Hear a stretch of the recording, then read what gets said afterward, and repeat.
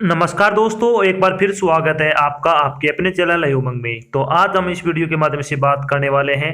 अभी हाल ही में गुजरात में पुलिस कांस्टेबल की वैकेंसी का नोटिफिकेशन है वो जारी कर दिया गया है। तो इस वीडियो के माध्यम से हम चर्चा करने वाले हैं कि गुजरात पुलिस कांस्टेबल का सिलेक्शन प्रोसेस क्या रहेगा, गुजरात पुलिस कांस्टेबल का एग्जाम पैटर्न क्या होगा, गुजरात पुलिस कांस्टेबल की सैलरी क्या रहेगी, गुजरात पुलिस कांस्टेबल का जो सिलेबस है वो क्या होगा, और भी बहुत सारी बातें जो आपके मन में डाउट थी, वो सारी बातें हम इस वीडियो के माध्यम से क्लियर करने वाले हैं। अगर आपके मन में कोई डाउट रह जाता है या फिर आपको कोई चीज़ समझ में नहीं आती है तो आपको वीडियो डिस्क्रिप्शन में लिंक मिल जाएगा, आप उस पर क्लिक करके सारी जानकारी देख सकते हो। तो चलिए शुरू करते हैं आज की जानकारी को।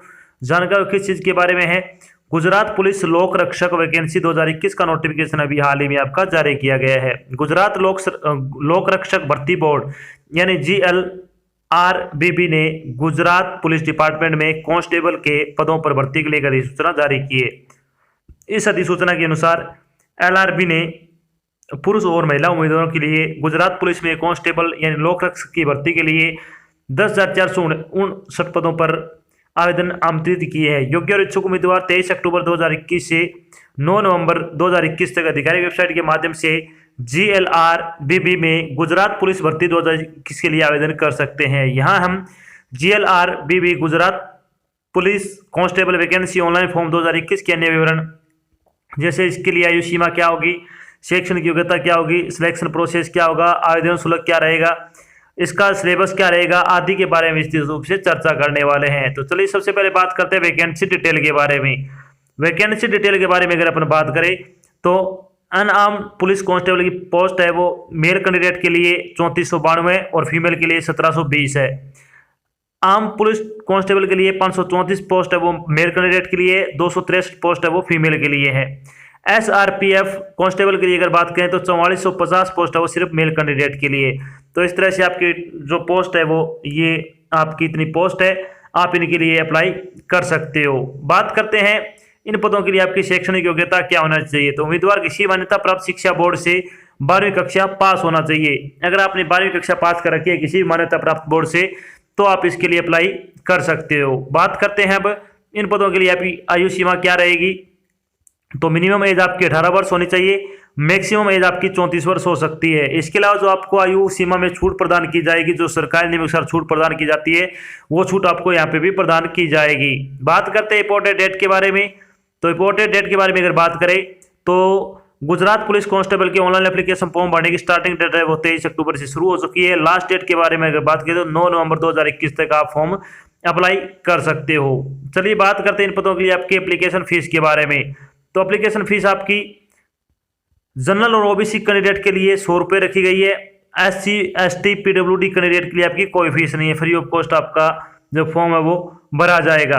अब बात करते हैं कि गुजरात पुलिस कांस्टेबल की जो भर्ती है उसके लिए आपका सिलेक्शन प्रोसेस क्या रहेगा, यानी Gujarat police constable selection process के बारे में अगर बात करें तो आपका इसमें 4 चरण होंगे। Written test, physical efficiency test और PST, मेडिकल टेस्ट और डॉक्यूमेंट वेरिफिकेशन। अब बात करते हैं इसमें सबसे पहले कि गुजरात पुलिस कांस्टेबल का जो रिटन एग्जाम होगा उसका एग्जाम पैटर्न क्या रहने वाला है। तो गुजरात पुलिस कांस्टेबल का एग्जाम पैटर्न आपका क्या रहेगा, इसमें जनरल नॉलेज से 50 क्वेश्चन आएंगे, न्यूमेरिकल एबिलिटी के 35 क्वेश्चन 35 नंबर के, रीजनिंग एबिलिटी के 15 क्वेश्चन 15 नंबर के। तो इस तरह से आपका टोटल 100 नंबर का पेपर होगा। पेपर आपका ऑब्जेक्टिव टाइप रहेगा। थोड़ी बात करते हैं गुजरात पुलिस कांस्टेबल के पेपर के बारे में। तो पेपर में बहुविकल्पीय प्रकार के प्रश्न पूछे जाएंगे। परीक्षा को 3 भागों में बांटा गया है जो आपको ऊपर बताया गया, GK, न्यूमेरिकल एबिलिटी और रीजनिंग एबिलिटी। पेपर में प्रश्नों की कुल संख्या 100 रहेगी। प्रत्येक प्रश्न आपका 1 नंबर का होगा तो आपका 100 नंबर का पेपर रहेगा। प्रत्येक गलत उत्तर के लिए आपकी 0.25 नेगेटिव मार्किंग रहेगी। प्रश्न पत्र आपका गुजराती और अंग्रेजी भाषा दोनों में होगा। तो लैंग्वेज क्या होगी आपकी पेपर की, गुजराती भाषा और इंग्लिश दोनों में आपका पेपर आएगा। चलिए बात करते हैं कि गुजरात पुलिस कांस्टेबल का सिलेबस क्या रहने वाला है। तो गुजरात पुलिस कांस्टेबल के सिलेबस के बारे में अगर बात करें तो इसमें आएगा general knowledge, current affair, computer knowledge, psychology, history, geography, social studies, mental ability, science and Indian constitution, criminal procedure code CPC 1973, इसके अलावा इंडियन पेनल कोड यानी IPC 1860, प्रोविडेंस एक्ट 1872। तो ये आपका क्या सिलेबस रहेगा। इन टॉपिक से आपके क्वेश्चन आने वाले हैं। इसमें सबसे पहले बात करते हैं जनरल नॉलेज का सिलेबस क्या रहने वाला है।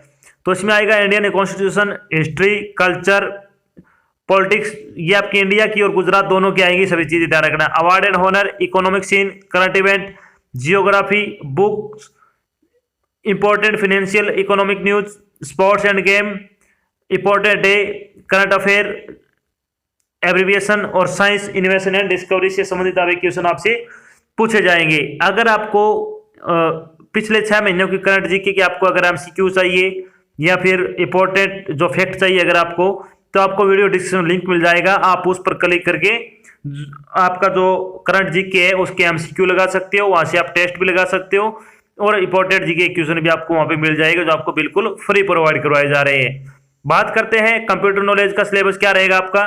तो इसमें आएगा Windows operating system, MS office जिसमें word, excel, access and power point, email management और इंटरनेट सफरिंग से संबंधित क्वेश्चन आने वाले हैं। इसके अलावा अगर बात करें तो रीजनिंग का सिलेबस क्या रहेगा इसमें आएगा word relation, logical sequence, assumption, binary logic, clocks, conclusion, verbal reasoning, calendar, problem solving और सिलोजिज्म से संबंधित आपके क्वेश्चन पूछे जाएंगे। अब बात करते हैं कि जब आपका रिटन एग्जाम हो जाएगा तो उसके बाद आपको पीएचडी के लिए बुलाया जाएगा। हो सकता है आगे पीछे पहले आपका पीएचडी भी हो सकता है। तो फिजिकल स्टैंडर्ड टेस्ट में आपसे क्या क्या होगा, कौन कौन से मेजरमेंट होंगे वो बात करते हैं। For all candidate excluding ST candidate, यानी एसटी कैंडिडेट के अलावा जो सभी कैटेगरी के उम्मीदवारों के लिए हाइट आपकी कम से कम 165 सेंटीमीटर मेल कैंडिडेट की और कम से कम 155 सेंटीमीटर आपकी फीमेल कैंडिडेट की होनी चाहिए। मेल कैंडिडेट का वजन है वो कम से कम 50 किलो वजन होना चाहिए और फीमेल का जो वेट है वो कम से कम 40 किलो वजन आपका होना चाहिए, जो कि एसटी कैटेगरी को छोड़कर। बात करते हैं एसटी कैटेगरी की, तो इसमें आपकी हाइट होनी चाहिए 162 सेंटीमीटर, फीमेल कैंडिडेट की हाइट आपकी 150 सेंटीमीटर, मेल कैंडिडेट का जो वेट है वो आपका 50 किलोग्राम होना चाहिए और फीमेल का जो वेट है वो आपका कम से कम 40 किलोग्राम आपका वेट है वो होना अनिवार्य है। अब बात करते हैं आपका पीईटी में आपसे क्या क्या करवाया जाएगा। तो फिजिकल एफिशिएंसी टेस्ट में अगर बात करें तो मेल कैंडिडेट के लिए 5000 मीटर की आपकी दौड़ होगी जो आपको 25 मिनट में पूरी करनी है, यानी 5000 मीटर की दौड़ 25 मिनट में आपको पूरी करनी है। इसके अलग अलग आपको नंबर दिए जाएंगे कि कितने मिनट में अगर आप कितनी दौड़ पूरी करते हो तो आपको कितने नंबर दिए जाएंगे, ये भी आपका प्रावधान है इसमें। फीमेल कैंडिडेट की अगर बात करें तो 1600 मीटर की दौड़ होगी, 9.5 मिनट में आपको पूरी करनी है, यानी आपको 9 मिनट 30 सेकंड का समय दिया जाएगा फीमेल कैंडिडेट के लिए 1600 मीटर की दौड़ के लिए।